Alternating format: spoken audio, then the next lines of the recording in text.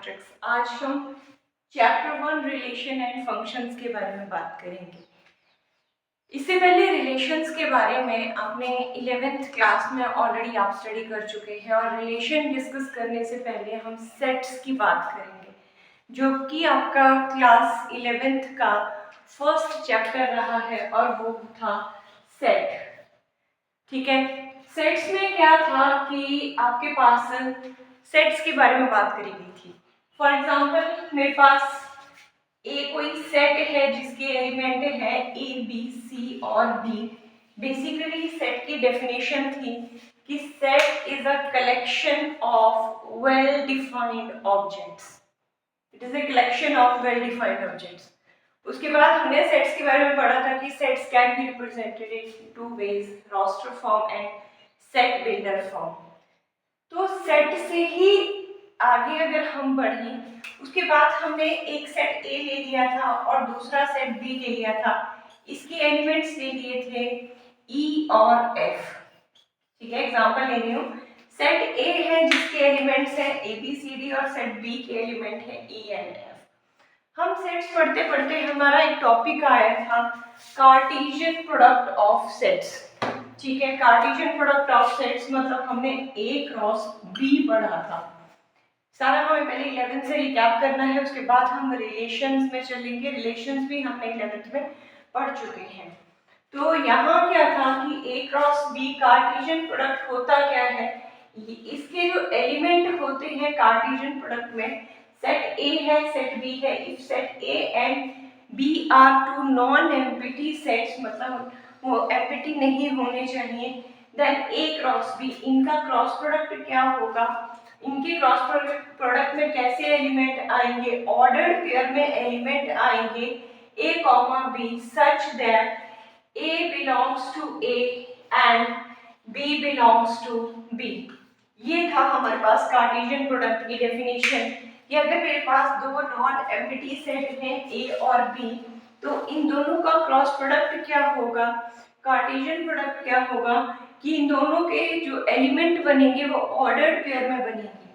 ठीक है, such that जो पहला एलिमेंट है वो पहले सेट से उठाया जाएगा और ये जो कार्टेशियन प्रोडक्ट का दूसरा एलिमेंट है वो दूसरे सेट से उठाया जाएगा। तो ये हमने 11th क्लास में हम स्टडी करके आ चुके हैं। अब बात आती है आगे रिलेशन की। रिलेशन को हम ठीक वैसे ही समझें जैसे हम ह्यूमन बीइंग्स में, हमारे फैमिली में हमारे रिलेशंस होते हैं, हमारे फादर हैं, हमारे मदर हैं, ब्रदर सिस्टर कजन्स। ठीक है, तो इस तरह के रिलेशंस जो है वो नंबर्स में भी होते हैं। क्योंकि मैं बात कर रही हूँ सेट ए की, अगर 1 2 3 इसके 2-3 एलिमेंट है और सेट बी ऐसा है जिसके 2 4 5 एलिमेंट्स हैं, तो सपोज इसके रिलेशन में पहले तो हम क्या करेंगे, ए क्रॉस बी। ये रिलेशन भी हम 11th में पढ़ के आ चुके हैं। सेट्स और रिलेशन हमने 11th में कर लिया है।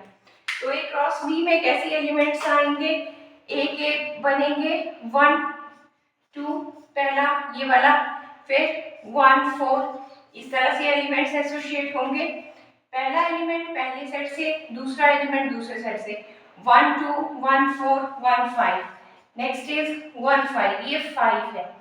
अगला ये खत्म हो गया, नेक्स्ट आ जाएगा 2 2 2 2 4 2 2, उसके बाद आ जाएगा 2 4, नेक्स्ट आ जाएगा 2 5। ये आ गया मेरे पास, ये नेक्स्ट एलिमेंट को मैंने एसोसिएट कर दिया।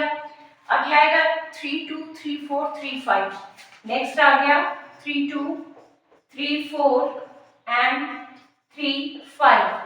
ये जो A cross B Cartesian product of two sets में एलिमेंट्स जो आए वो इस टाइप के आए। ठीक है, अब हमें यहीं पे बताया होगा कि एक रिलेशन कैसा है A और B का, कैसा है सेट, लिखते कैसे हैं, relation R is mapping from A to B। इस तरह से पढ़ना कैसे है, relation R is mapping from set A to B। A यहाँ पे सेट A है और B यहाँ पे सेट B है। ठीक है, अब मेरे पास जो रिलेशन है वो कैसे वाले एलिमेंट आने चाहिए, डबलेट आना चाहिए। कैसा आना चाहिए, डबलेट। तो इस समय में अगर देखूं तो मेरे पास डबलेट कौन सा नंबर है, ओनली 2 2। डबलेट यहाँ पे कौन सा है, ओनली 2 2। तो रिलेशन में कौन सा नंबर आना चाहिए, जो सेट ए से ए का भी और बी का भी सेम नंबर हो। तो क्या हम कह सकते हैं कि आर जो रिलेशन है that is subset of A cross B, हाँ या ना। ये भी हम 11th में पढ़ चुके हैं कि रिलेशन जो होता है that is subset of A cross B. ठीक है, तो इस तरह से हमने पढ़ा था। एक और चीज थोड़ा सा रिकैप और करें। जब मैंने ये चीज लिखी कि when R is mapping from A to B, domain और रेंज डिस्कस कर लेते हैं। R is mapping from set A to set B। यहाँ जो आपका सेट A है उसको कहते हैं हम डोमेन, दैट इज डोमेन, इसका नाम होता है डोमेन, और इसे कहते हैं हम कोडोमेन। डोमेन को हम रेंज भी बोलते हैं, लेकिन ये डिफरेंट है। बेसिकली क्या है, जो रेंज होती है that is subset of codomain. ठीक है, range is subset of codomain. समझना है इस चीज को। अगर मैं एक सेट ए ले रही हूँ, ए बी सी डी ई उसके एलिमेंट है, और सेट बी ले रही हूँ जिसके एलिमेंट भी ए बी सी डी ई और एफ है, तो अगर मैं यहाँ पे बात करूं तो ये इस तरह से सपोज एसोसिएट है। तो जो सेट बी है इसका पूरे का नाम, जो इसका कोडोमेन है, जो इसका कोडोमेन है, इसका जो कोडोमेन है उसके एलिमेंट्स ये सारे ही आ गए, that is A B C D E and F. लेकिन इसकी अगर हम रेंज की बात करें, तो ओनली वही मेंबर्स आएंगे, इसके वही एलिमेंट होंगे जिनकी इमेज जो है वो डोमेन में होगी। इसकी इमेज जो है वो डोमेन में होगी, तो रेंज में आ गए आपके बी सी डी ई और एफ। ये सिर्फ जो एलिमेंट एसोसिएट है इस तरफ और वो रेंज के एलिमेंट होंगे, और कोडोमेन में ए से लेके एफ तक सारे एलिमेंट आएंगे। तो हम कह सकते हैं कि जो रेंज है वो कोडोमेन का सबसेट होती है। ठीक है, दूसरी एक और चीज आपने 11th में पढ़ी थी कि अगर मेरे पास रेंज में एलिमेंट है A B, A C, A F, फिर बी बी बी और बी डी, तो इस तरह से अगर मेरे पास एलिमेंट्स हैं तो जो पहली एंट्री होती है हमारे पास एलिमेंट्स की वो डोमेन के एलिमेंट होते हैं। ऑर्डर्ड पेयर में फर्स्ट एंट्री जो होती है तो domain of R, domain of R क्या होगा, डोमेन रिलेशन ऑफ कैसे लिखेंगे डी आर, क्या होगा वो होगा ए और बी। ठीक है, ए और बी। ए जो फर्स्ट एंट्री है ऑर्डर्ड पेयर की, इस पेयर की पहला जो नंबर है वो डोमेन से होता है, और रेंज ऑफ आर की बात करें तो ये सेकंड एंट्री जो मैं डबल ये लगा रही हूँ, ये सेकंड एंट्री जो होती है वो होती है रेंज। तो रेंज में एलिमेंट आ गया आपका बी सी और डी, कौन से आगे बी सी एंड डी। तो सेकंड एंट्री जो होती है ऑर्डर्ड पेयर की वो जाती है हमारी रेंज की, और फर्स्ट एंट्री जो होती है वो होती है डोमेन की। तो ये आपने थोड़ी सी चीजें जो है 11th में पढ़ रखी हैं। बेसिकली अब हमने ये तो देख ही लिया कि जो रेंज है जो रिलेशन है that is subset of Cartesian product of two sets. ठीक है, अब रिलेशन में क्या है कि रिलेशन किस टाइप के रिलेशंस होते हैं। ठीक है, रिलेशन में इसे लिखना चाहूंगी टाइप्स ऑफ रिलेशंस। तो एक होता है हमारा रिफ्लेक्सिव रिलेशन, एक को हम कहते हैं रिफ्लेक्सिव रिलेशन। दूसरा होता है हमारा symmetric relation, that is symmetric relation. और थर्ड की बात करें वो होता है transitive relation, that is transitive relation. तो हमने देखा रिलेशन जो है वो 3 टाइप के होते हैं, one is reflexive, second is symmetric and third is transitive relation. Types of relation की बात करें तो there are 3 types of relation, reflexive, symmetric and transitive. अब रिफ्लेक्सिव रिलेशन है क्या, ध्यान से सुनना है। मैं एग्जांपल लेके आपको बता रही हूँ।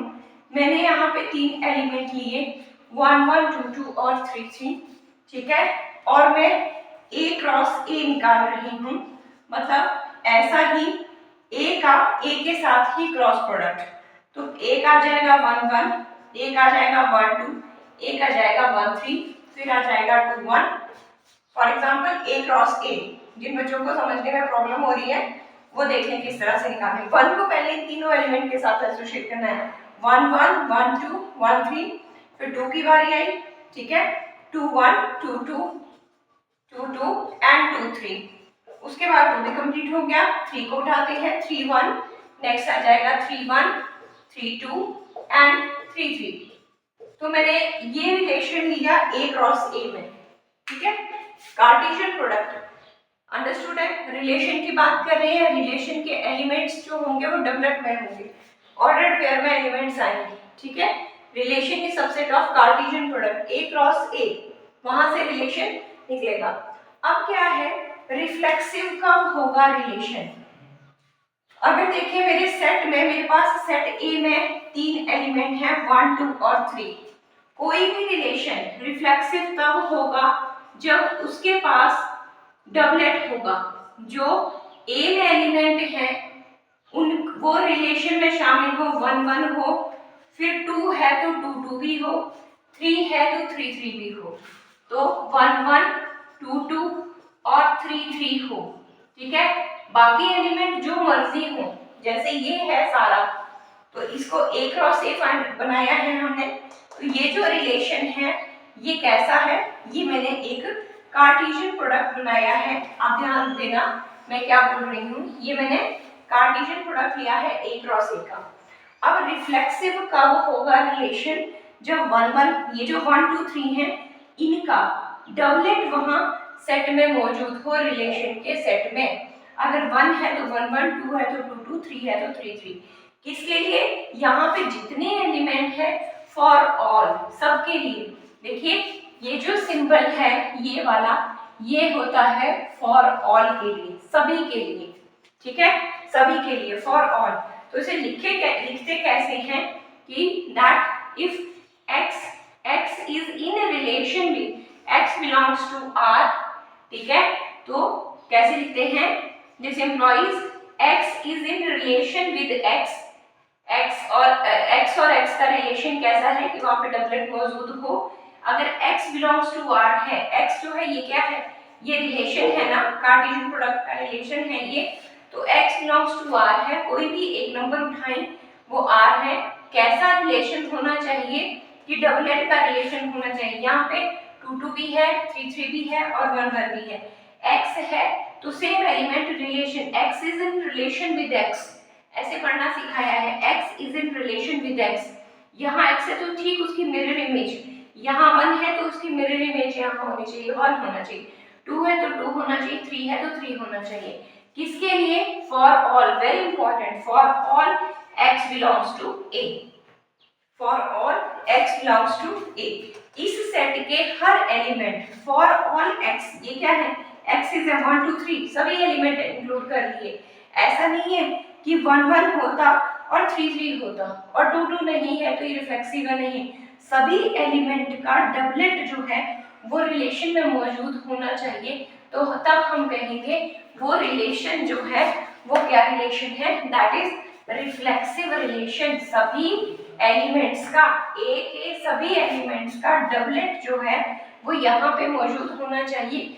For all x belongs to A, सभी एक्सिस A के जो है वो x is in relation with x, यहाँ पे 1 1 2 2 और 3 3 होना चाहिए। So this relation is known as reflexive relation, ठीक है। तो चलिए नेक्स्ट आगे देखते हैं, मैंने क्लिक नहीं कर दिया, आगे देखते हैं सिमेट्रिक रिलेशन के लिए। मैं यहाँ पे एग्जांपल बना रही हूँ, मैंने A लिया था 1 2 एंड 3, R में ले रही हूँ जो है A क्रॉस A के साथ, और वो लिया है 1 1, नेक्स्ट है 1 2, नेक्स्ट है 1 3, नेक्स्ट है 2 1 2 2 2 3, आप भी आराम से बना सकते हैं 3 1, फिर 3 2 एंड 3 3। ये मेरे पास आ गए रिलेशन के एलिमेंट्स। अब मैं सेकंड इसमें शिफ्ट हो रही हूँ कि कोई भी रिलेशन सिमेट्रिक कब होगा। मैं यहाँ पे शिफ्ट हो रही हूँ।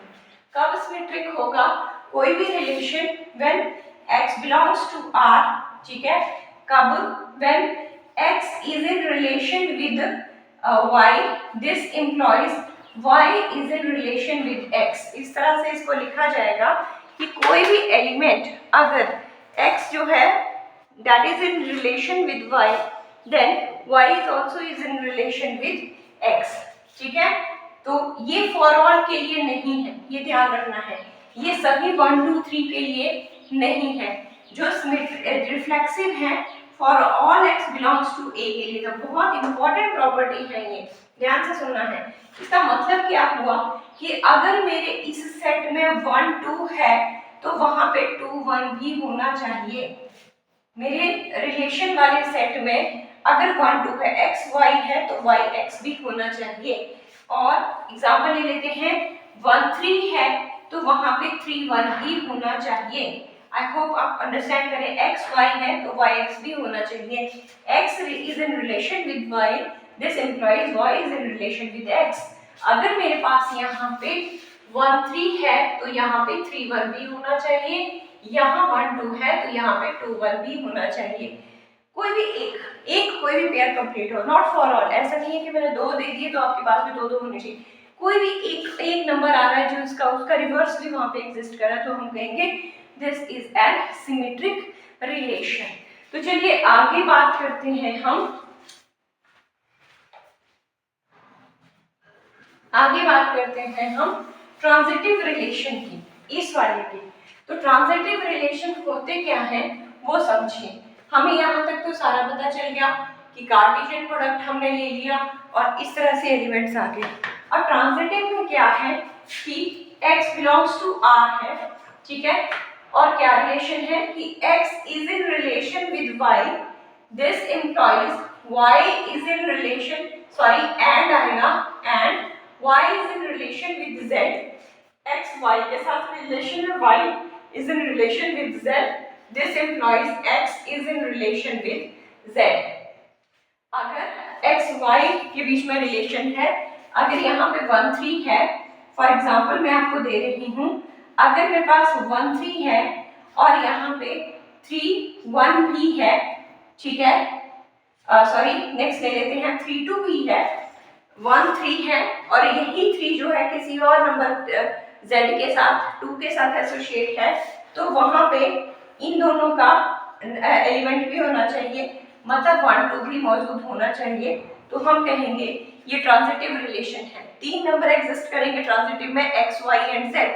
1 3 है और सेकंड नंबर जो है 3 वो किसी और नंबर के साथ एसोसिएट है, तो फर्स्ट और फोर्थ नंबर का पेयर भी वहां पे, ऑर्डर पेयर वहां पे मौजूद होना चाहिए। तो इसको चेक करें, अगर मेरे पास यहाँ पे 1 3 था और यहाँ पे 3 2 भी था तो यहाँ पे 1 2 भी होना चाहिए, है ना। ये मेरे पास 1 3 है, यहाँ पे 3 2 भी है, तो वहां पे 1 और 2 के बीच का एलिमेंट भी ऑर्डर पेयर वहां पे मौजूद होना चाहिए। और अगर ऐसा है तो हम कहेंगे ये जो रिलेशन है वो ट्रांजिटिव रिलेशन है। बहुत इजी से समझे, ऐसा कुछ भी टफ नहीं है इनके बीच में। हमें कुछ कंडीशंस दी होंगी और हमें बताना होगा कि कौन सा रिलेशन सिमेट्रिक है, ट्रांजिटिव है और रिफ्लेक्सिव सिमेट्रिक और ट्रांजिटिव है, ठीक है। एक थोड़ा सा रिकैप और कर लेते हैं। क्या क्या हमें कहा था? हमें कहा था कि रिलेशन जो है वो 3 तरह के होते हैं। एक होता है रिफ्लेक्सिव रिलेशन। कैसा होता है कि अगर मेरे पास 1 1 है, 2 2 है, अगर मेरे पास एक सेट A है जिसके एलिमेंट है 1 2 और 3, तो वहां पे 3 3 भी होना चाहिए, मतलब इसके हर एलिमेंट का डबलेट होना चाहिए, कोई भी इसका एलिमेंट मिसिंग नहीं होना चाहिए। ऐसा नहीं है कि ये वाला पेयर मिस हो गया, ये वाला। फॉर ऑल के लिए कंडीशन थी, for all x belongs to A के लिए था। तो नंबर 2 है मेरे पास सिमेट्रिक रिलेशन। सिमेट्रिक रिलेशन वो क्या होता है जिसमें अगर 1 2 है तो 2 1 ही होना चाहिए, ठीक है। उसका ऑपोजिट, उसका रिवर्स भी वहां पे सेट में मौजूद होना चाहिए। और ये फॉर ऑल के लिए नहीं है, जैसे मेरे पास यहाँ पे 1 2 3 एलिमेंट है तो ऐसा नहीं है सबके लिए वैलिड, एक पेयर भी ऐसा होगा तो हम कहेंगे वो रिलेशन जो है वो सिमेट्रिक रिलेशन होता है। इसे हम लिखते हैं x is in relation with y, this implies y is in relation with x, ठीक है। थर्ड मेरे पास था ट्रांजिटिव रिलेशन, ट्रांजिटिव रिलेशन। और आप देख रहे हैं ट्रांजिटिव रिलेशन में बेसिकली क्या है, अगर मेरे पास 1 3 है और ये 3 जो है किसी और एलिमेंट 2 के साथ एसोसिएट है तो यहाँ पे 1 और 2 भी यहाँ पे एलिमेंट जो है वो उस सेट में, रिलेशन के सेट में मौजूद होना चाहिए, तो हम कहेंगे वो रिलेशन जो है वो ट्रांजिटिव है। इसे हम लिख सकते हैं x is in relation with y and y is in relation with z and this implies x is in relation with z, ठीक है। 3 नंबर्स की एसोसिएशन बताते हैं हम। अब फाइनल क्या है, वो सेट जो ये तीनों हो, रिफ्लेक्सिव, वो रिलेशन जो रिफ्लेक्सिव भी हो, सिमेट्रिक भी हो और ट्रांजिटिव भी हो, वो जो तीनों हो उसको बोलते हैं इक्विवेलेंस रिलेशन, इक्विवेलेंस रिलेशन, याद रखना है। तो किसी भी रिलेशन को इक्विवेलेंस होने के लिए क्या क्या होना पड़ेगा, उसे रिफ्लेक्सिव भी होना पड़ेगा, उसे सिमेट्रिक भी होना पड़ेगा और उसे ट्रांजिटिव भी होना पड़ेगा। नेक्स्ट होता है कि अगर हम रिलेशंस की बात करें तो हमारे पास एम्पिटी रिलेशन भी होता है, थोड़ा सा बात कर लेते हैं इसके बारे में। मैंने कहा था रिलेशन जो है basically R is mapping from A to B, ठीक है। A और B क्या है यहाँ पे, नॉन एम्पिटी सेट्स है और रिलेशन किसका सबसेट है, A क्रॉस B का। अगर R जो है उसमें कोई भी एलिमेंट नहीं होगा, मतलब ए बी में ऐसे एलिमेंट है, ऐसा रिलेशन बताया जो आर में कोई भी एलिमेंट नहीं आ रहा है रिलेशन में, तो उसको हम कहेंगे एम्प्टी रिलेशन, एम्प्टी रिलेशन। और एक होता है यूनिवर्सल रिलेशन, जब आर जो है वो कार्टेशियन प्रोडक्ट हर एलिमेंट ए क्रॉस बी का जो है वो आर में मौजूद हो तो उसे हम बोलते हैं यूनिवर्सल रिलेशन, यूनिवर्सल रिलेशन।